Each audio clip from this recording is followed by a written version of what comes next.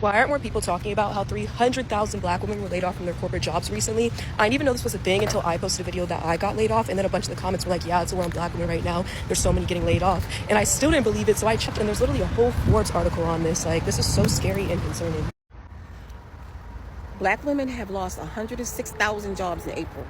So we the target now, black women. Y'all listen up close and y'all support this message because it's specifically for y'all. It was all good while we was breastfeeding their kids and letting our kids starve. We was okay. We could be in the house. But now that we are smart and we are innovative and we're able to think and be progressive, now we are target. We the most hated black women, the most caring women, the most educated women. Now we got to lose our jobs. Now our kids can't eat. Okay, y'all got us fucked up if y'all think we're gonna roll over and die because a group of people that like to punch down think they're gonna be blessed in their mess. God don't bless no mess. We don't have Harriet Tubmans and Madam C.J. Walkers and Sojourner Truth, Rosa Parks, Michelle Obama's, Oprah Winfrey. We don't have them people for nothing, baby. Black women make America great. We make America great. And don't ever forget it. And y'all better remember, God don't bless no mess. And that's for the people in the back. Because if y'all think this is going to be successful. Hi guys, welcome back again to my YouTube channel. It's so good to have you. Thank you so much for clicking. When you saw this video, so a lot of black women are now reacting to over 300,000 black women being laid off just this year. Okay, a lot of people are like, what's happening in the workforce? Like, what exactly is happening? Why the layoff? And why is it that majority of people that are getting laid off are black women? Okay, and a lot of them are, trying to educate people about what is to come and what people need to look forward to, right? Well, we're going to just let these videos roll, then I'll come back with more commentary. Do let me know what you are thinking in the comment section, and credit belongs to original creators of these videos. Don't forget to like and subscribe. Let's go watch. Black women, they are doing the same thing to us that they did to black men 40 years ago, which is pushing us out of the workforce. That's what they did to black men. And that is what caused the major divide within our community with regards to the gender wars. We saw black men the way they wanted us to see them because they didn't have the upward mobility that we had because of our jobs that we were able to get in the federal government. For one, the federal government was one of the biggest job employers for black women, and they're pushing us out left and right. We lost more jobs last month than any other demographic, and those jobs are not coming back. And if they come back, they're not going to give them to us. I don't care what degree you got. Because you can see right now, they don't care nothing about those degrees. As soon as we started getting it, they ain't mean anything anymore. I say this to say, we going to have to work with black men. Whatever grief you got with black men, get over it. It's time for us to work together. We need them and they need us, and this is just more proof of that. Black women's unemployment is spiking, and if you think it won't hit your next paycheck, you're already in trouble. Stay with me. Black women's unemployment just hit 7.5%, almost double the national average, and the drop-off nearly 2.5 times worse than for all women. This split started in early spring, and now every other group of women is following the exact same trend. The last time black women saw a job crisis like this was during COVID. Before that, it was the 2008 crash. This is what I call double tax, the cost of racism and sexism. That eventually becomes everyone's bill. If you think this is niche, remember, 69% of black mothers are the household's primary breadwinner. So when the most employed group of women starts losing jobs, something structural is shaking. This isn't random. It's a design flaw in policy, in hiring, and how we measure who counts. And no, this isn't about work ethic. It's about the systems you built your business on. Here's what brand leaders need to hear. If your talent pipeline is leaking black women, your business model has already failed. Fix your pay bands, order your promotion velocity, and stop treating women's economic participation like it's optional. It's not. It's your competitive edge or your collapse warning. The exit economy is what happens when exclusion becomes the operating system and nobody wins. Does this data surprise you or confirm what you've seen? Drop your thoughts below and hit follow.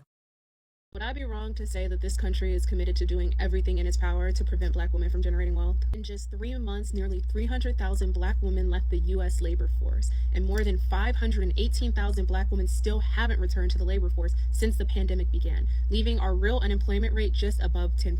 The article lists many causes, and I'm not going to go into details for all of them, but obviously the federal cuts. It also talks about the impact of the Big Beautiful Bill and student loans, and it talks about all of the DEI cuts. For decades, the public sector has served served as a lifeline for Black women shut out of opportunity elsewhere in the economy. Black women make up over 12% of the federal workforce, almost double our share of the labor force overall. The roles not only offer pensions and benefits, but more equitable pay compared to the private sector. DEI job postings dropped by 43% between August 2022 and July 2024, as well as companies scaling back their mentorship programs, their inclusive hiring, and deprioritizing equity benchmarks. I really want to emphasize the importance of retention because we always focus on hiring, but oftentimes these companies hire Black women and truly leave us for dead and do not give us the resources to be able to successfully navigate and successfully climb up the ladder within these companies. Even when Black women are able to break into these spaces, to break into these companies, the pipeline to highly compensated executive roles sheds us at every single step. This is Black women right here. Black women are among the most vulnerable to automation, with 21% working in jobs highly exposed to AI-driven distribution.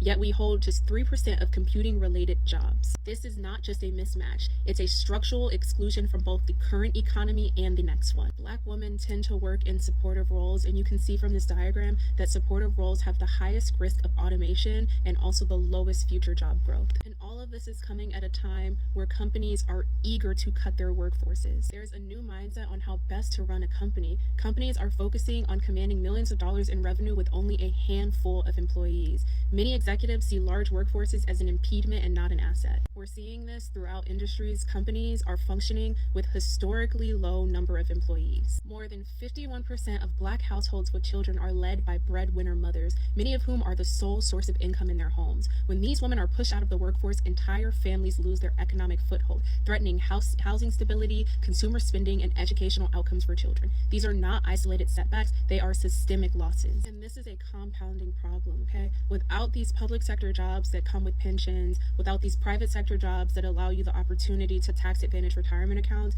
we are not going to have people who are able to save for retirement. There already is a wealth gap within retirement itself. I made an entire video on it. And the people who have managed to save are having to reach into that savings in order to stay afloat. Last year, a record 4.8% of workers in 401k plans took a hardship distribution for financial emergencies, up from a pre-pandemic average of about 2%. Nearly 1/3 of people who leave jobs annually liquidate their 401ks, paying taxes and often penalties rather than keeping the money in retirement accounts. The article and the recent unemployment numbers are new, but this conversation is not new. We know that all of these things together impact and create the racial wealth gap. If you're interested, I have this linked on my page, The Economic Impact of Closing the Racial Wealth Gap, which is a 2019 study from McKinsey. The racial wealth gap is composed of so many systemic issues that there is not one solution or one answer to the problem. I always talk about how this has to be multifaceted because there are so many things that led to the creation of the racial wealth gap. If you're interested in more conversations like this, I have an entire playlist dedicated to the racial wealth gap, and I also have a link in my bio that has further readings and education. I love us for real. Thank y'all for tuning in. Okay, bye. Let's talk about the unemployed Black women for a while, right? Because I've seen a lot of them complain about how for years, like for 2-3 years, some of them have been unemployed. Like, I just keep wondering how they're able to fund their lifestyle, like pay their bills, rent is there, and rent is no longer smiling, where you have to, you spend like all your paycheck on rent these days, right? The cost of rent is so high that a lot of people have decided to live in their cars. Now, food prices has gone up. Like, it just looks like everything is so expensive right now. And I just wonder, how are they able to survive? I've seen majority of people come online to tell us how they've been job hunting for years and still no way of getting a job. And I just keep wondering, how in God's name are these people surviving? Now, as if that is not enough, you have people who are now saying this about, more people being laid off, more like 300,000 Black women. So what's happening? Is it that they just don't want these people to work? They want women to keep staying at home or something? Gone are the days when, a woman's job was just to sit back home, do all the house chores, take care of the children, give birth. Gone are those days, get married, take care of the children and all that. No, this is not the dispensation where those things happen anymore. Okay, I feel that it's just those days where, we have our great grandmothers and all of that. Not this time around. women these days are women who work. There are even most women who do more jobs than men these days. So what exactly are they trying to derive from, making them lose their jobs? Because there must be a reason why all of this is so, right? I keep seeing most of these videos and I just keep wondering what is their aim, because you can't tell me they don't have any aim. There must be a reason why they have decided that the best thing to do was to lay off black women. And some people say they're replacing them with AI, and some people say, this is just intentional art to make, the black woman go back to the house, not work and all of that. Like that sister said, he said there was a time it was also, done to the black men and all that. So what exactly are they trying to derive from all of this? Plus the fact that people are not even able to afford life with their job. People who have job can't even afford anything, let alone for someone who do not have a job at all. How is the person going to spend? How is the person going to afford housing? And now they have made housing a crime. Like it's a big crime for you to be homeless. Okay, if you're not able to afford a house and you live on the streets, it's a crime. So how exactly are they expecting these people to be able, to take care of themselves? Okay, no wonder people were saying, instead of you arresting people who are homeless on the streets, why don't you find a way to build affordable housing and put them there where they can afford? Housing is the housing crisis. It's so much that nobody's talking about it, and yet you're laying off people who are working. You're laying them off for them to return to the street, because that's exactly what this whole thing is looking like. You want them on the streets, so the best thing was, you know, for you to, have a system where they are being laid off and all of that. I'm just here wondering what's the need for all of this at the end of the day, right? I'm just shocked. What's the need for all of this at the end of the day?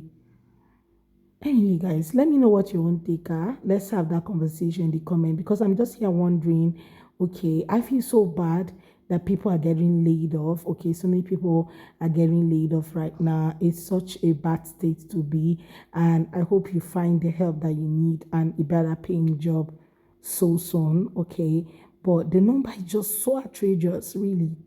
But let's have that conversation in the comment. Please go ahead and subscribe to my channel if you have not already. Okay, and drop your own take in the comment section as well.